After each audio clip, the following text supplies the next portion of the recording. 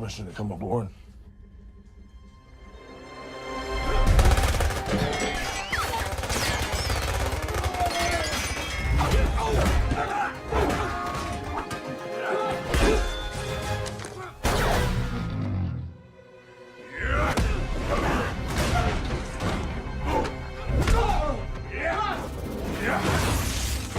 Fine, if Zach's gonna be Superman, I wanna be Green Lantern. But I'm Green Lantern. You can be Aquaman.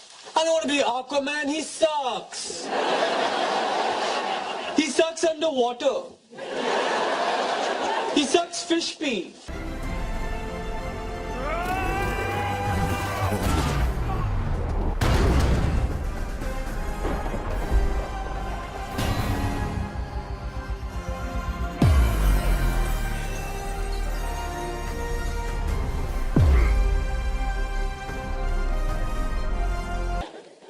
Stupid Aquaman.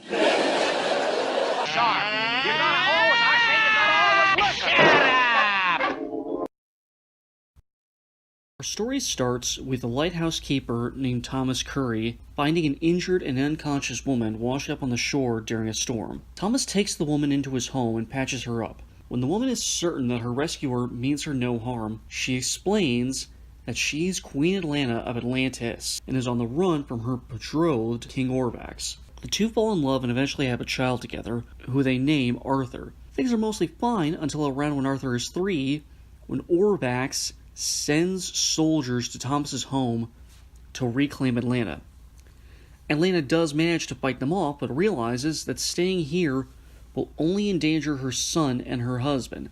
So she bids her boys farewell and returns home. We then cut to the modern days, sometime after the events of Justice League, with a crew of pirates having commandeered a Russian submarine at the request of the new king of Atlantis, Orm. The sailors are then rescued by Arthur, now a grown man, whose unique Atlantean physiology affords him great strength, nearly impenetrable skin, immense speed underwater, and the ability to breathe on land and in sea. The pirate captain and his son, Jesse and David Kane, attempt to deal with Aquaman, but are clearly outmatched, with Jesse trapping himself under a missile after discharging a grenade launcher and puncturing the hull of the sub.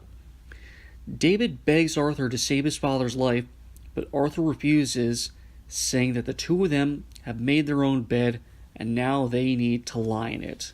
David tries to save his father's life on his own, but Jesse pressures him into leaving and tells him to avenge him one day. Arthur returns home to Massachusetts to reunite with his father, but their reunion is cut short by the arrival of Mara, a warrior Arthur had previously met during the events of Justice League. Mara tells Arthur that Orm, his half-brother from his mother, is making plans to invade the surface world after he consolidates power from the other tribes of Atlantis. She insists that the only way to stop the upcoming war is for Arthur to defeat Orm and take the throne for him. Arthur dismisses the idea, insisting that he's no leader. Mara doesn't exactly disagree, but insists that Arthur is their only option at this point. Arthur tries to insist that he wants no part in all of this, but then Orm launches a preemptive strike under the justification that the humans struck the first blow. And no, that's not a comment on all the junk we put in the ocean. That's based on the fact that David Kane took the submarine from the Russians and used it to help Orm stage a false flag attack on himself and Nereus, Mara's father, and king of another underwater nation called Jabel. Why did Orm need this mega attack, you mad? Because if he can become the leader of an alliance of all 4 underwater nations, then he'll be declared the Ocean Master and King of the 7 Seas. After his father nearly dies in Orm's counterattack, Arthur is convinced to go with Mara to meet with their mentor, Volko, an advisor to the royal throne who taught Arthur and Mara separately as children.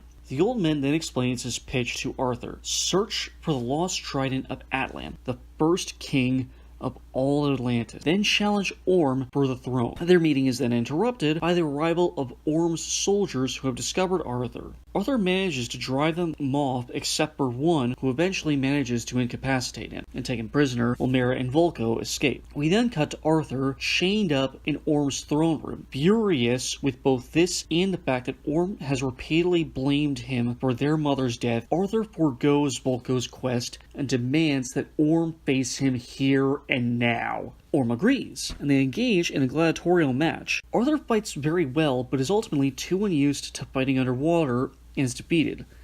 leading to Mera rescuing him by blasting Orm with her aquakinetic powers. The two of them escape Atlantis and arrive on the shores of the nearest coastland before heading to the Sahara Desert, where they find an ancient temple with a recorded message from King Atlan. The message describes the forging of his trident and offers up not the place where he hid it, but the place where you can find out where he hid it. Mera and Arthur then head for what is now Sicily, where they discover that the trident was put away.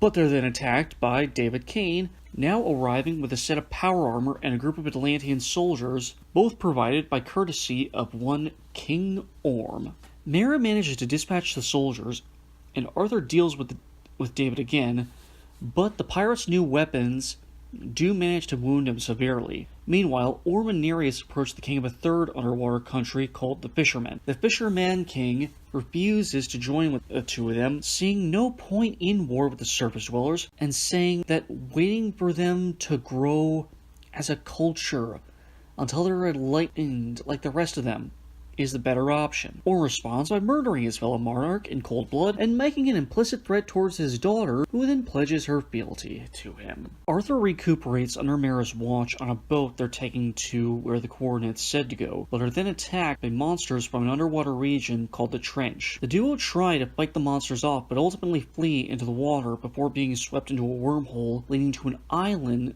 in a place dubbed the center of the earth, where the duo are met by none other than Queen Atlanta herself. Atlanta tells Arthur and Mera that she wasn't executed as had been implied throughout the film, but simply sacrificed to the trench monsters. She found her way to the wormhole to this island and has been surviving here ever since. She tells Arthur that the only way for the three of them to escape now is for him to take the trident of Atlan, located inside of a cave on this island. Arthur takes his mother's advice and journeys underwater inside the cave, where he is met by a beast called the Carathan, who protects the trident from those unworthy of its power.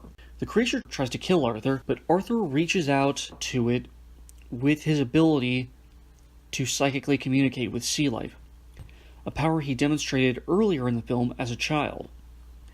Surprised by the fact that another being could finally communicate with her, the Carathan then asks Arthur why he wants the trident. Arthur reaffirms that he is not a leader. He only wants to use the trident to save his home, his family, and his friends.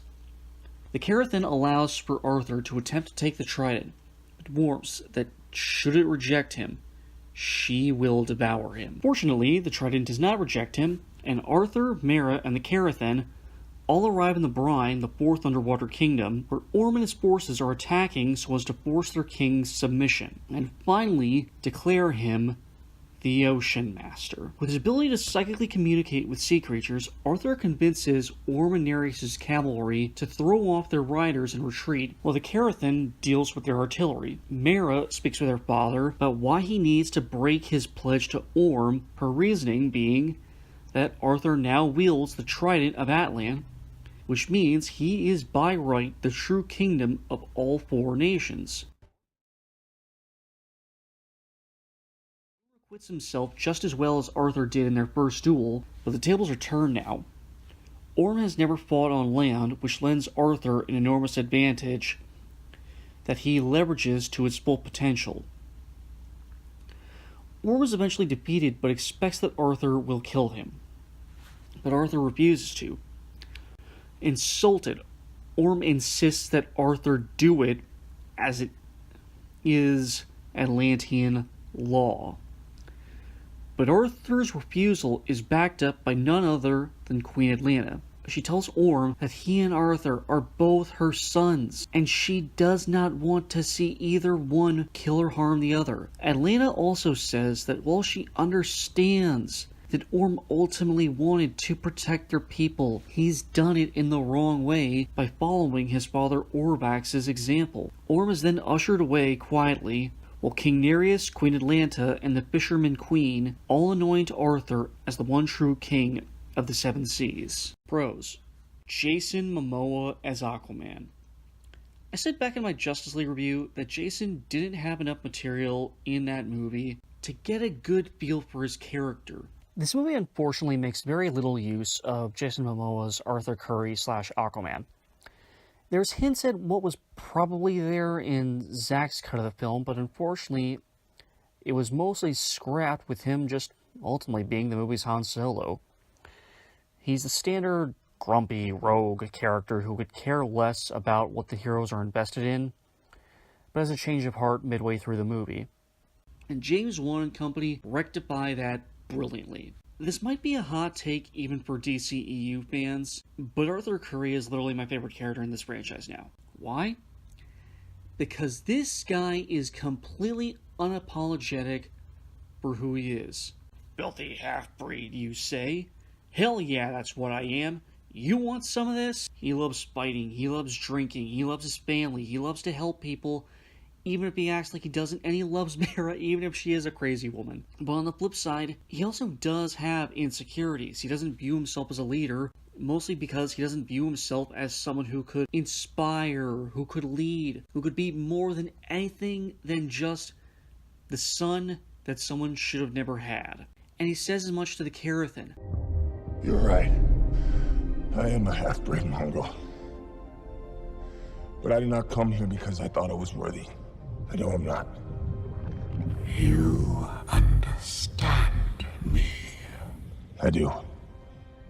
No mortal has conversed with me since King Atlan.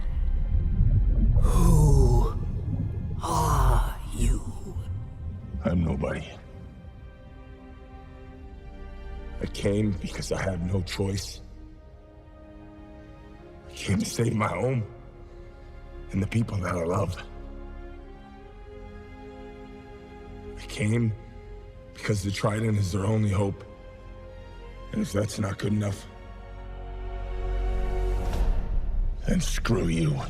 But even then, he still refuses to apologize for who and what he is. Just because he doesn't believe he's worthy of admiration doesn't mean he thinks he's worthy of disdain either. He's an interesting character, or he's an interesting contradiction. And he's someone who has absolute confidence in who he is and is never uncomfortable in his own skin, but is also unsure of who and what he could be. And Jason nails all of it. I've been carrying the Momoa flag since Season 2 of Stargate Atlantis, and I'm so proud for Jason that people are finally seeing him for how talented he really is. The only roles of Amber Heard's that I've seen are her role in the Robert Rodriguez movie Machete Kills, and her role as Mara both here and in Justice League. And I gotta say, my word, is she fantastic. I genuinely love what she brings to this role. She plays Mara as kind of a frustrated character. She's not trying to convince Arthur to be king because she has a deep respect for him and thinks he'd be a great leader. She's doing it because she doesn't want a war with the surface world, and he's her best bet. And she doesn't not want that because she cares about the people on land. She doesn't want it because it means a lot of her people will get killed. Her initial attitude towards Arthur is, to quote Phil from Disney's Hercules, "You're my one last hope, so you'll have to do." But as the movie progresses, she does come to see the beauty of the surface, and generally does come to admire and respect Arthur. She sees his wit, she sees his heroism, she sees the fact that, for as gruff as he is, he does genuinely care about people, and she falls in love with him for it. And also, that scene in the wine cellar is bad ass.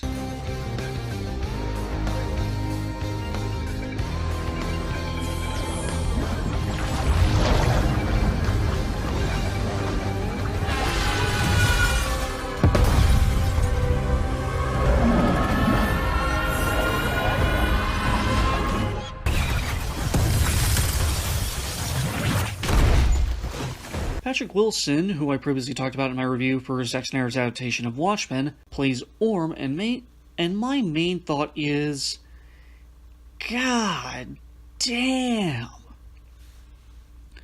He was great as schlubby old Dan in Watchmen, but he does a complete 180 of that dude and brings on the charisma. Orm is easily the best villain we've had in the DCEU since Jesse Eisenberg's Lex Luthor in Batman v Superman. He is the rebirth of General Zod as far as I'm concerned, in that they're both leaders who want the best for their people, but they're blinded by their own egos and thinking that the people they know are more important than the people that they don't. And actually, now that I think of it, he's more of a mix of Zod and Lex. He's a well-intentioned extremist like Zod, but he's also a cunning schemer like Lex. I want to attack the surface world, but I can't do it without a good reason. I got it! How about I contact a group of human pirates to steal a submarine for me and pay them to stage a fake attack? I want to kill Mara, but if I do it, personally, my deal with her dad is off. Oh, how about I contact that pirate again and offer him some new tech to deal with her and my half-brother? And speaking of his half-brother, I love his and Arthur's relationship. I love Orm and Arthur's relationship. Arthur says that as a kid, he always dreamed about being able to talk to Orm and help him find his way in the world. And now he just wants to kick his little ass for being such a little jerk. And on the flip side, Orm has always hated Arthur, because in his mind, if it weren't for him, he'd still have a mom. But he still doesn't want to kill him, he just wants him out of his way. You know, there was a time when I wanted to meet you more than anything. Get to know my little brother. Let him know that he wasn't alone. That we were in it together. If only I had known what a dick he would turn out to be. You were the reason our mother was executed. And I've hated you for it ever since. But I do not want to kill you, Arthur. I'm going to give you one chance. Go home. Do not ever come back to Atlantis. And I like that after their second duel, Arthur does offer to talk to Orm when he's ready. And based on Orm's face, he actually seems interested in talking. Not necessarily enthused, but interested. So much credit to Patrick Wilson here. Great work, man. Great work. Tamora Morrison, aka Jango Fett, aka Commander Cody, aka Chief Doi, aka Abin Sur, as Thomas Curry. Not a lot to his character, but Mr. Morrison is always a welcome presence in anything. I do love that Thomas is the kind of person that would see an unconscious woman bleeding out on the rocky shoreline and think, I better go help her. And then witness that same woman almost kill him with a 5-pointed trident and think, I better patch up the wound on her side. That doesn't look great. I'm actually not as familiar with Nicole Kidman as I really ought to be when it comes to someone so famous, but she really is excellent here. Again, it's a small role, but Miss Kidman makes it count, especially with her badass action scene in the prologue, and her scenes with her two sons where she tells them both what they mean to her.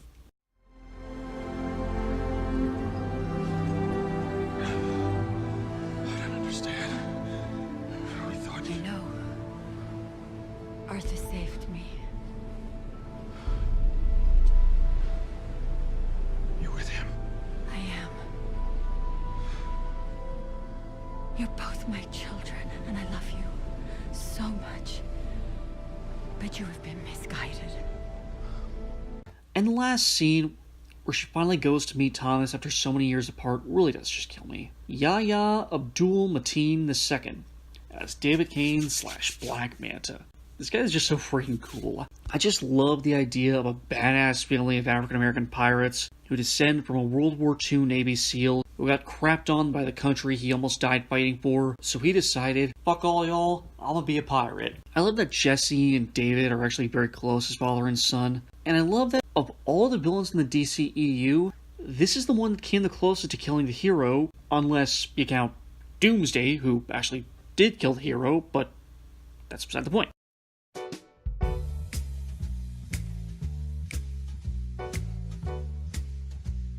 There isn't a ton to his character but beyond the standard revenge plot, but Yahya sells it all and the costume looks awesome. Before we move on to the more technical aspects of the movie, I do want to take a minute to compliment Willem Dafoe, who I talked about in my Spider-Man video, Dolph Lundgren, who I talked about in my Creed 2 video, and Dame Julie Andrews of Mary Poppins fame for their limited work in this movie. They all sacrificed too much to be ignored.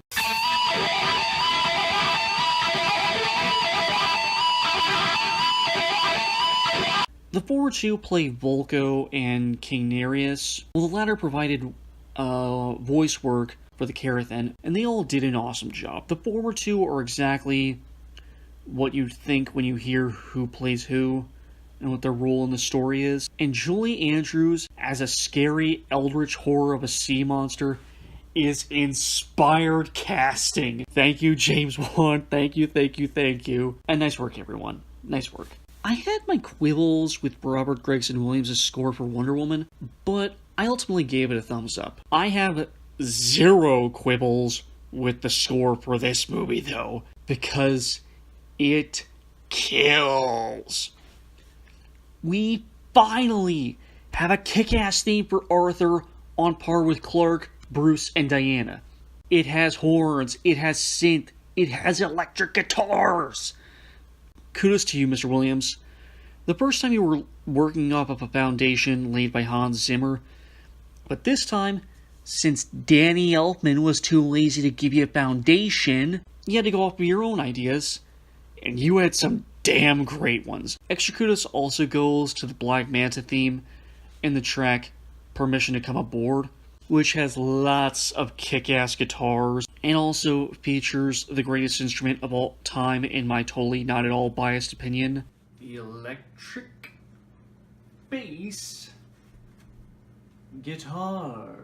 I didn't love James Wan's first foray into action filmmaking. I don't know horror, but I know action, and his work on Furious 7 didn't really impress me. I mean, the actual car chases were good, but the hand-to-hand stuff, that's what I really like, and it wasn't that crazy for me. Yeah, I didn't care for it too much. Here, though, James has immensely improved, thanks in part to his stunt coordinator, Mr. Kyle Gardner, who previously coordinated for Thor Ragnarok, Kong Skull Island, Hacksaw Ridge, and The Wolverine, and has since gone on to coordinate for Shazam. The stunts in this movie are fantastic, with special kudos going to the prologue fight, the fight in Sicily, the submarine fight.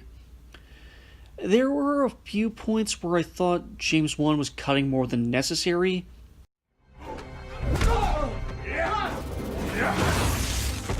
But it was a problem that I had less and less throughout the movie. I already mentioned how awesome the Black Manta armor is, but I'd like to take a minute to praise Miss Kim Barrett a little more, who previously worked on The Nice Guys, Jupiter Ascending, Cloud Atlas, The Amazing Spider-Man, the Matrix movies, all three of them, Romeo plus Juliet, and has gone on to do costuming for Jordan Peele's Us. She takes probably the two of the goofier, harder to adapt costumes in the history of comic books, and not only makes them work, but makes them look awesome. Credit to you, ma'am, you've done the Lord's work. Everyone and their mother has complimented the movie for its amazing visuals, and I'm not sure what I can contribute to that conversation beyond just saying, yeah, they're right. They're dead right. Cons. The kindergarten actor and the teen actor for Arthur. These two boys might have a career as professional actors in the future, but if they do, their scenes in this movie are going to end up as the embarrassing clips you play on The Tonight Show in 15 to 20 years, because oof. These dudes sure as hell ain't no Asher Angel or Jack Dylan Grazer. I'll tell you that. Such a freak, Arthur. No! What are you gonna do about it, freak? Stop it! Freak! Stop lying to me! I've done everything you ever asked, and every time I pass a test, you make up another one. When am I gonna be good enough? Does she not love me? Are you saying they executed her? Because she had me?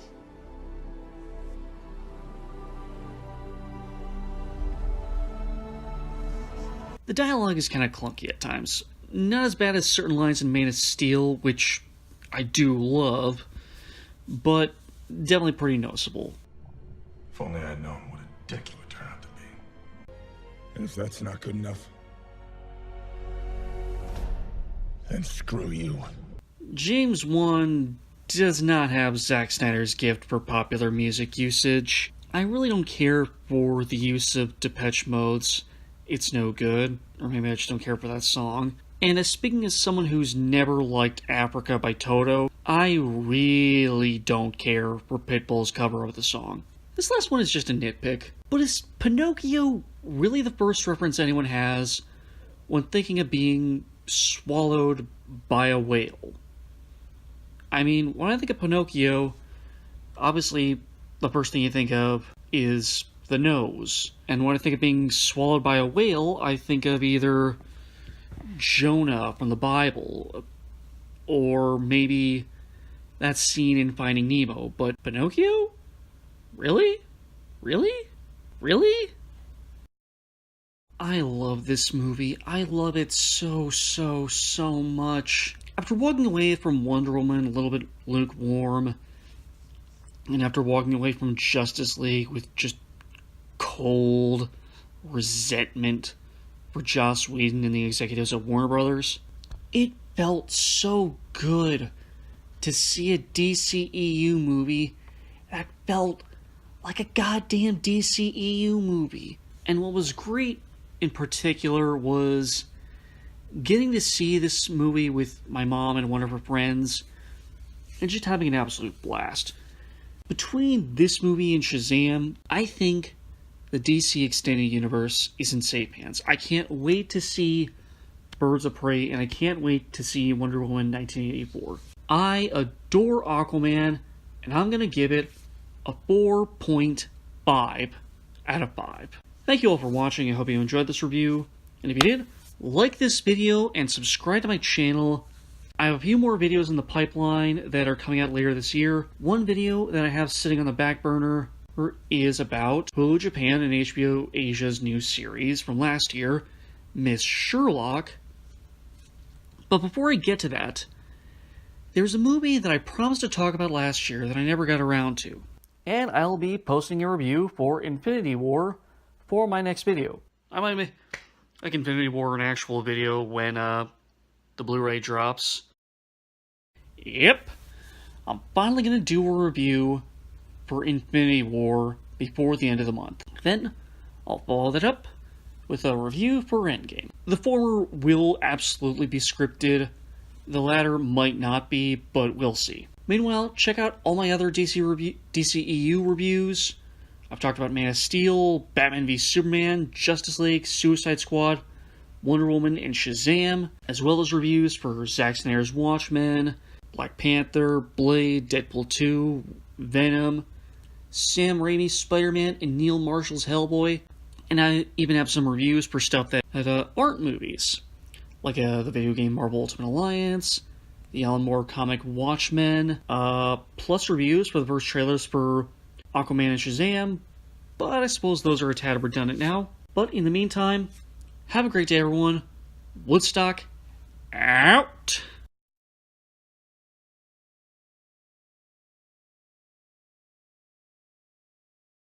The electric bass.